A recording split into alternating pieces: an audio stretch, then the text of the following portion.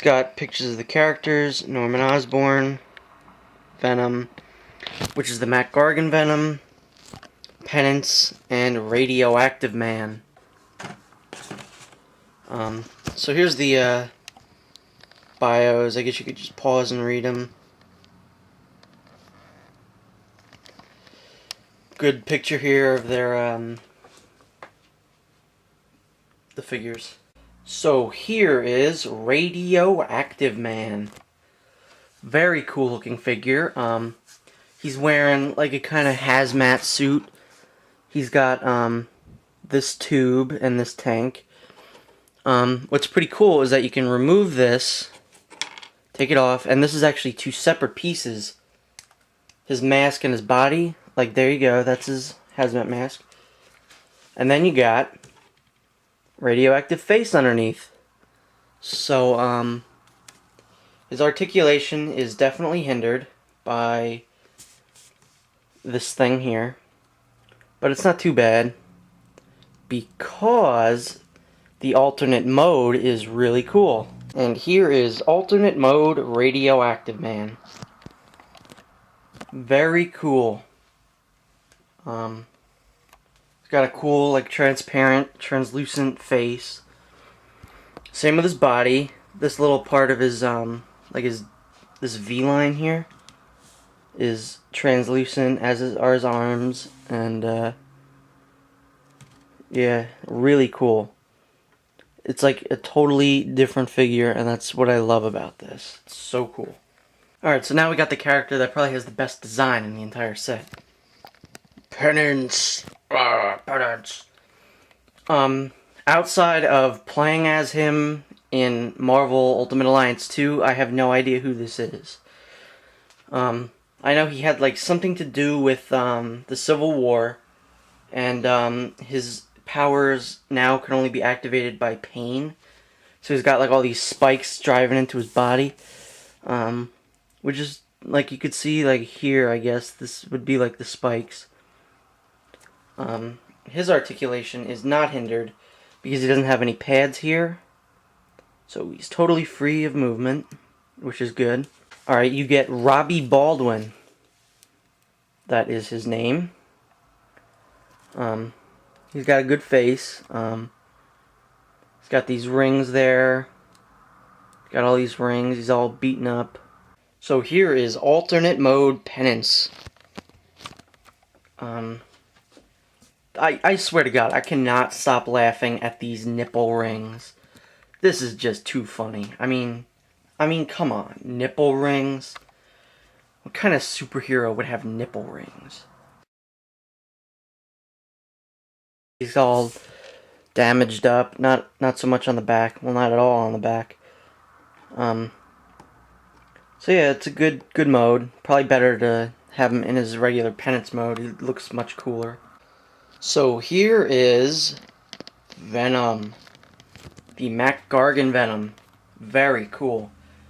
I didn't think I was going to like this because it's not the Eddie Brock Venom, and I still don't have an Eddie Brock Venom other than the one from Spider-Man 3, and that just is a pretty stupid figure.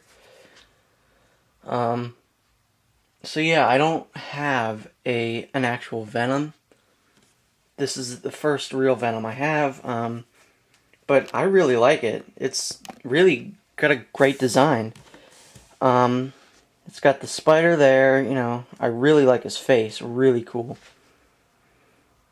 He's got these white lines all over his body, unlike the other Venom where he just had it here and on his back. His articulation is hindered. Actually, no, it's not. He has these pads, but his hands still go up. Alright, speaking of his hands, he's got these, like, kind of claws. They're actually different from the saber-tooth claws, I believe. They're really cool. Yeah, there's not much else to really say about this figure. This is the only figure that doesn't have an alternate mode, and that's kind of disappointing. It would have been pretty cool to see, like, a Mac Gargan underneath. But what I'm going to do is put the Venom Spider-Man face from the Dark Avengers set on him. That looks really cool. Yep, pretty darn cool. So now we got Stormin Norman Osborn. One of the nicest figures in the set. Yeah, really nice. I can't help but see that this figure looks, the costume that he's wearing looks a lot like the new Goblin from Spider-Man 3. It's pretty cool. So he comes with probably the most accessories. He comes with this machine gun. So it can go in his hand like this, you know. You can have him hold him like that. You can have him hold it like this. Whatever way you want.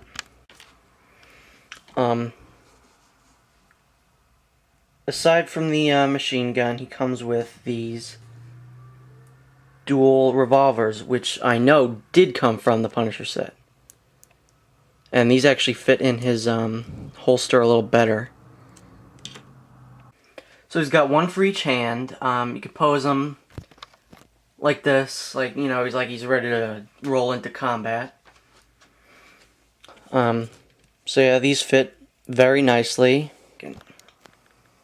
There's his face. And let me get Iron Patriot out here, because I'm going to compare the faces, see if they did something different. I know they reuse the same hair. I mean, it'd be stupid for them to even try and do something else. Alright, so that is Thunderbolts. That is the other one.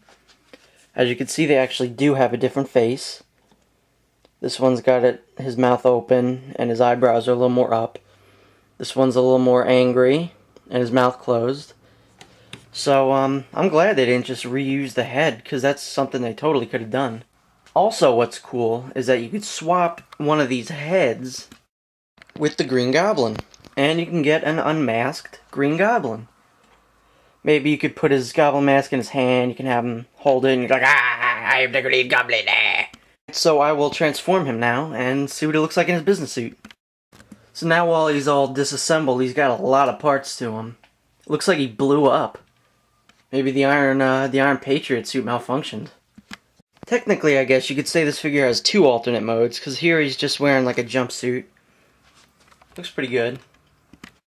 But now you've got Business Norman Osborn, which was, I think, a really nice touch. That you gave him the business suit. I think it's the same suit that was used in the Tony Stark figure from the Iron Man 1 Minimates. Yeah. So he comes with this alternate, something just fell and I don't know what it was. Comes with this alternate pumpkin bomb hand, which, definitely if it was, if they just gave him one flesh-colored hand and one and the pumpkin bomb hand, it wouldn't have been good. Like, you would have been able to fix it easily because you probably got about 1 million different regular hands. So